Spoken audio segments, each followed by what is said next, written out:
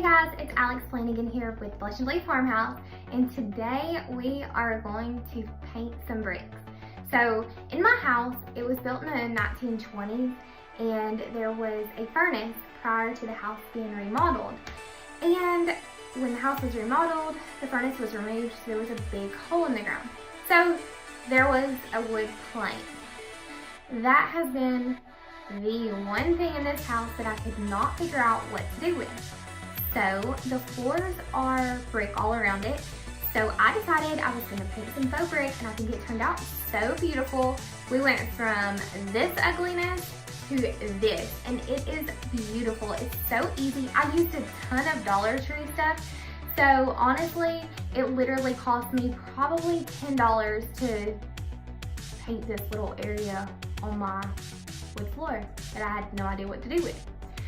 So if you want to paint brick on any part of your house, because you could do this on your walls, on your floors, on your ceiling, wherever you want to do it, you could do it. And if you don't have to match your brick color like I did, you could paint any color brick. I love the terracotta looking brick, but I also love the whitewashed brick that looks like it has a lot of grout scratched on top of it, I guess. And you could definitely do that if you wanted to. You can pick any paint color you want. If you want to have purple bricks on your house, go for it. This will show you how to paint bricks. Doesn't matter what color. But for me, I had to match the bricks that I already had because I didn't want it to look super crazy. But I think it turned out super cute, and I think you're gonna love it, and I hope that you do. And if you do, please subscribe, give me a thumbs up, and let me know what you think, because I really love your feedback, and I'm thankful for all of the subscribers that I already have. Y'all are awesome. Thank you so much. And I have a Dollar Tree video coming soon. I just have to finish it up, and I will get it out to you. So it is coming soon, so stay tuned. There's lots more. And here we go. Let's paint some bricks. Okay, so here is the hallway and the piece of wood I was talking about, and my little 18-month-old can definitely tell that it's not supposed to be there. He does not understand why the rug is gone, but we are about to fix it.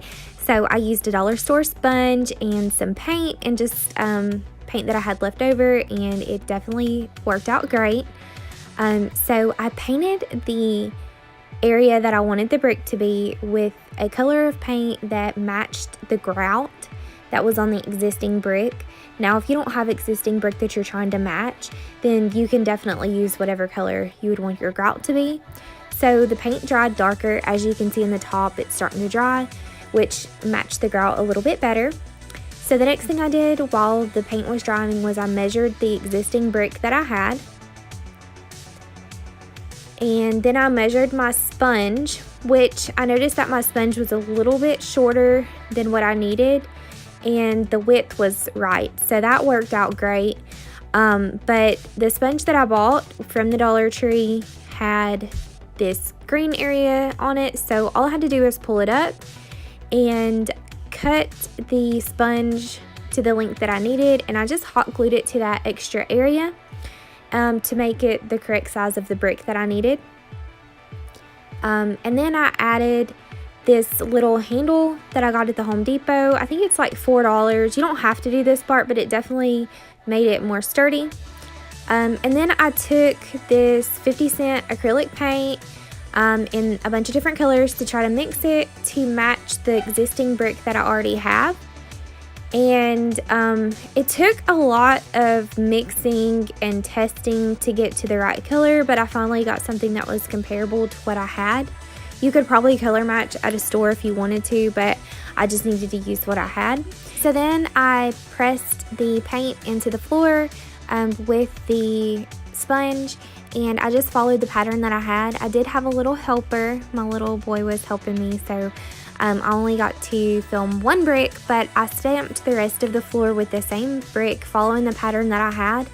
And then I went in with some gray paint that matched some of the distress on the brick that I have existing in my home to try to match it. And I just did this over and over again until I got the look that I wanted. This is the most time consuming part if you are trying to match it to something else. The next thing I did was I poured cinnamon powder on it to give it a more rustic look, and that transformed it completely. I took a clear coat and put over the top so that it did match the brick, and it turned out wonderful.